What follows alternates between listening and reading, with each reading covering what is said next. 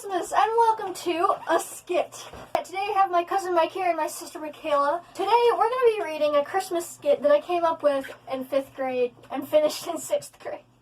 So this should be interesting. This is called The Christmas Mystery. So if you're wondering who the characters are, Mike is going to be playing Santa and the villain. And Michaela's going to be playing Mother Nature and Mrs. Claus. And we're going to take turns narrating. Chapter 1, The Disaster. Bang! Another machine had collapsed. Christmas as we know it would soon be gone. This was the third machine that had collapsed this week. My name's Buddy. Buddy the Elf. Let me start at the beginning of my story. 'Twas the time before Christmas, and all through the house, not a creature was stirring, not even a mouse. But the elves were up and working away. Christmas was near, only 30 days away. I was near the bear-making station, with the red and gold painted stripes, when I heard a strange sound. I called Mrs. Claus, who was carrying a batch of cookies for us, to see if she knew what was going on. I told her to put the hot, fresh-baked chocolate-chip cookies on the table next to me. She started to investigate the machine, and she said I should have Santa check it. So that's what I did. I went and got Santa to check the teddy bear machine. Later on, after he had finished checking it, he just had a worried look on his face, but in a calm voice, he said, "Let's get for some ice for it."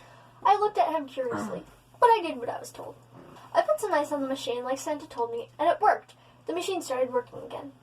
After most of the elves had went to bed, I went to go see Santa and talk to him about why that worked. My friends Charlie and Jacques were still up, but they didn't ask me where I was going. And that was good, because I didn't even quite understand myself. When I got to Santa's office, he was in there talking with Mrs. Claus. I heard them saying some pretty interesting stuff. Mother Nature was there too. I decided not to knock. It wouldn't hurt to just listen to what they were talking about. I put my ear up to the door. "What are you going to do?" asked Mrs. Claus. "Are you sure you didn't do it?" asked Santa. Positive, replied Mother Nature. "If this continues, doesn't that mean we're in danger?" Mrs. Claus cautiously asked. "Not necessary, but most likely." "Sorry to interrupt, Santa, but I'm afraid this conversation is no longer private," Mother Nature said as the door was pushed open. In fear, I said to Santa that I could come back later, but he wanted to talk to me, and he told Mrs. Claus and Mother Nature that they would resume the conversation later. I very softly asked Santa, "I want to know why putting the ice in the ice machine worked." "Well, buddy, you know how everything here was built to survive cold temperatures. There's one thing you don't know. They can't survive warm. Therefore, they stop working on power down so they don't overheat and break. The machine became overwarm, therefore causing it to power down. You don't know why it overheated, but that's why I was talking with Mother Nature. And she said she didn't do anything. Now, off to bed. It's getting late." Chapter 2, The Heat Mystery. We're going to switch to Mike, who's going to narrate this. Oh, yeah, okay. I woke up the next morning, and no one else was in their beds. I looked at the clock. Oh no, I had overslept. Oh my god, the emotion! The emotion in that sentence! Oh no, I had overslept. I rushed downstairs and out the door to the workshop as fast as I could. The bear machine was working. The bears were all around at the end. I rushed them to the wrapping center as fast as I could, then began to work. Later on, during lunch break, I went to sit with my friends Charlie and Jacques, but Jacques wasn't there. I asked Charlie if he had gotten sick, but he just said he didn't know. Just then, halfway through all the elf lunch break, it started to get hotter and hotter in the lunchroom. Even Santa was there, and he told all of us to remain calm. He would turn all the coolers on. One of the elves, Judy, even fainted. 15 minutes later, Santa came back and told us all to return to our rooms, although we all slept in one long hallway. We all walked back to the Health Hotel, one lobby with a long hallway with beds, and all just sat in our beds talking and asking questions. Some questions would be, why do we have to go back here? "What did Santa figure out?" Why was it so hot? And all those different ones. After, Jacques came back. He asked why everyone was sitting on their beds. None of us replied. Just then, Santa came back and told us we could all go back to work. Everything had cooled down. And so we did. Once everyone had settled back in, and I continued working, I saw Santa, Mrs. Claus, and Mother Nature sneak into Santa's office. I couldn't help myself and went and put my ear up to the door. All I could hear was, "Santa, what's wrong?" "I don't know. All I do is know that someone is doing this. "I can assure you, Santa, it's not me." And I believe you, but everyone else is in danger." Chapter 2, These Okay. chapters are really short. I'm all good now. Okay. Chapter 3. Mike's narrating this as well. Chapter 3. The Suspect. I noticed that Jacuz kept disappearing and reappearing. I figured that maybe he started another part-time job. Charlie and Lucy were also acting a little weird too. Figured they were just a little overheated. Today, I started keeping a journal, just in case we actually do cease to exist sometime. My first entry was how some machines stopped working, and it was getting hotter, little by little, each day. I figured one day a scientist would find it, and then everyone would believe in Santa Claus. Although we could just go up to the children and show them we exist, that's against the Santa Claus clause, as in the last line of a contract we all have to sign before we can work as elves. I'm going to read the diary entries since I am the character buddy. Dear Diary, a few days ago, everything started to go wonky. First, the teddy bear machine stopped. Then I put ice on it and it worked again. Then the next day, we all started to get overheated in the cafeteria and we found out it had been a heat wave. That is why I've started this journal. In case we are all in danger and we do die, scientists can find this and know about us. That's all for today. I have to get back to work. I'll give you an update tomorrow. Buddy. I love how dark I am. I'm like, You'll just die. we all do die. Chapter 4, A Small Discovery. We all woke up today at the same time, which almost never happens. Turned out, Santa was standing in the golden painted lobby and had woken us all up because he needed to tell everyone something very important.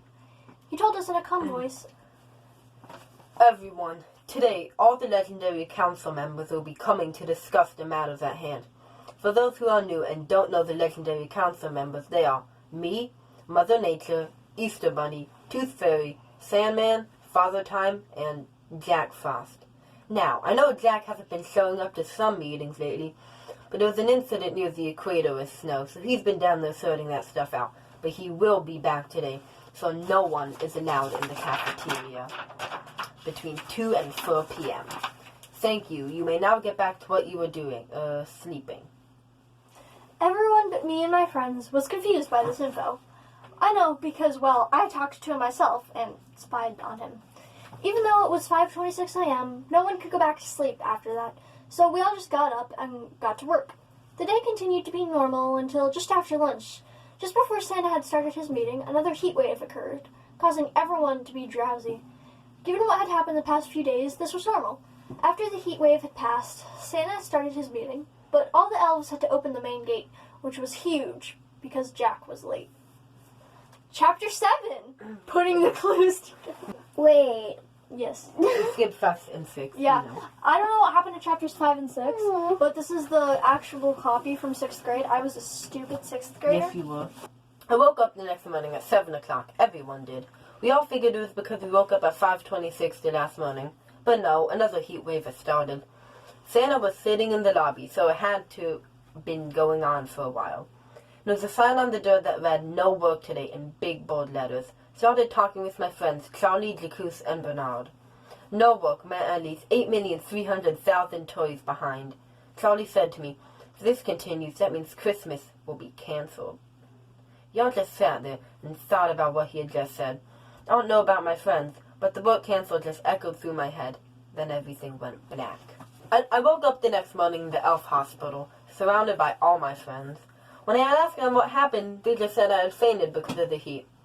I lay back and tried to think. Thought about how a few days ago, just before Santa's meeting, there was a heat wave. Tried to think about all the other times there was a heat wave.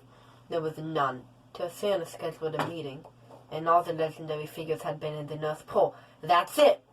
Must have been one of them. But who? Why? Thought about more times there were heat waves before the meeting. Jack was late. Thought this over a few times in my brain, and I knew it had to be him. Chapter 8, Michaela's going to read this. So, here you go, Uncovering the Truth, because it's short and she wanted a short chapter. I don't quite remember what happened after that. I think I fell back asleep, but when I woke up, I remember a decent bit. I wrote it in my diary. Dear Diary, I couldn't quite remember what happened. All I remember was during that one of the heat waves, I fainted. Then I woke up the next day in the hospital and started to think. All I remember was figuring out that it had to be Jack Frost. The heat waves started when he got back from the equator. He can survive warm temperatures, but others can't. And he had been late to Santa's meeting that had a heat wave right before it. I still can't remember why, though. I don't think I had a reason for why. But today, Santa said I have to get back to work because we're already behind as it is. So if I don't get another chance to write in you, here's my suspect.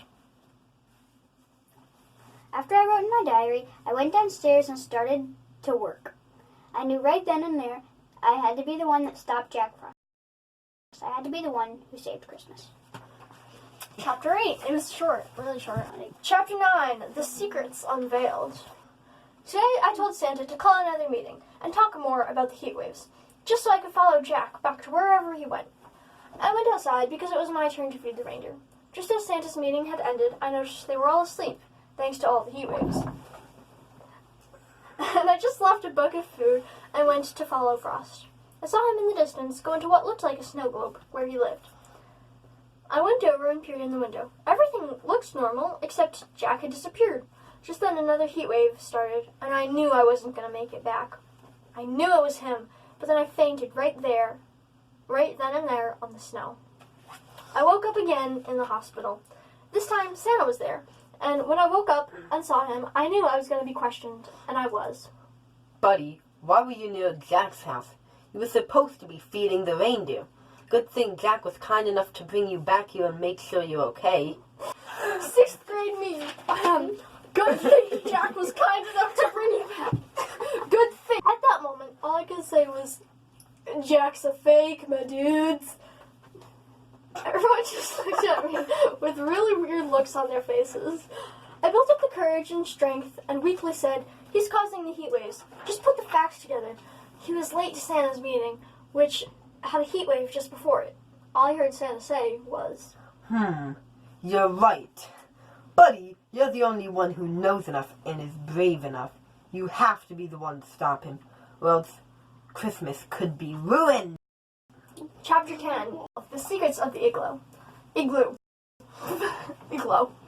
Once I was fully recovered, Santa told me that I could go back to his igloo once he had called the meeting. But for now, I had to get back to work. I told my friends all that had happened, and all the clues. They decided that I wasn't going crazy. A few minutes after I talked to them, another heat wave struck. As soon as the temperature started to rise, everyone froze and just thought to themselves, Oh no! This time it didn't get anyone. We were all okay. Santa called his meeting, so I got the chance to go back to the igloo. On my way out, I noticed all the reindeer were still asleep. So I took some spare dried ice and put it in all their cages to cool them off. Once I got to the igloo, I opened the door and looked around for something that could open a secret door or something. I started to walk around when all of a sudden, boom! I was falling down a black hole right into a secret room. You? Ray, who did you expect? Chapter 11. The hero. But there are no buts. I knew Santa had called the meeting just to lure me away from my igloo, but I didn't fall for it. But why? Because I knew you and the rest of your crew couldn't stand our temperatures, and I wanted Christmas all for myself. Just then, everything had gone dark. The power had gone out. I ran over his giant machine and unplugged it and powered it off. I realized the machine also had a force field that kept out hot temperatures, so when I unplugged it, it melted. Just then, the power turned back on. You! Did you really think after all this time I was Jack Frost? After I kept disappearing, and then shortly after a heat wave began again. Where's Frost, Jacuz? I'll never tell you. Christmas was going to be mine, and you ruined it. A box in the corner rattled. I went over it, just as Jacuz was running towards me. I unlocked the box, and out popped Jack Frost. I was so excited, all I could say was, "Freeze him!" But Jacuz said the same thing. I could tell Jack had a confused look in his eye, and all I had to say was, "Imposter!" And Jack immediately froze Jacuz. Later on, we had all gotten out of the igloo with the frozen Jacuz sculpture. We went back to the pool, and I explained everything. And everyone started praising me like I was some kind of hero. Whoa. Chapter 11. Chapter 12. Present day. It's now Christmas Eve. All the elves are putting gifts onto Santa's sleigh. The reindeer are now fine, and it's me and Charlie's job to hook them up to his sleigh. My dream is that one day I will get to go on a Santa sleigh with him and ride off into the sunset. As we watched him build his sleigh, we all stood there, thinking about how hard we worked for this day to come. Santa sat there on his sleigh and just sat for a moment. Dear Diary, Merry Christmas! A few days ago, everyone started telling me that I saved the North Pole and Christmas as we know it. When all I did was standing up against what I thought was wrong. Long story short, it was Jacques, and this machine made him look like Jack Frost. I freed the real Jack, and he made everything go back to normal. Normal temperature, I mean. Then we all worked together and got Santa ready to go on Christmas. Right before he left, he turned around, looked directly at me, and said, Buddy, wanna come? That's the end.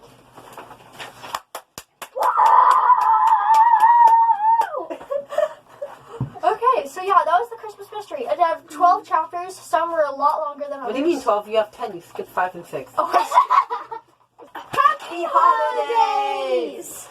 So yeah, if you want me to do more of these, give this video a thumbs up. And yeah, I'll see you all in the next video. Bye!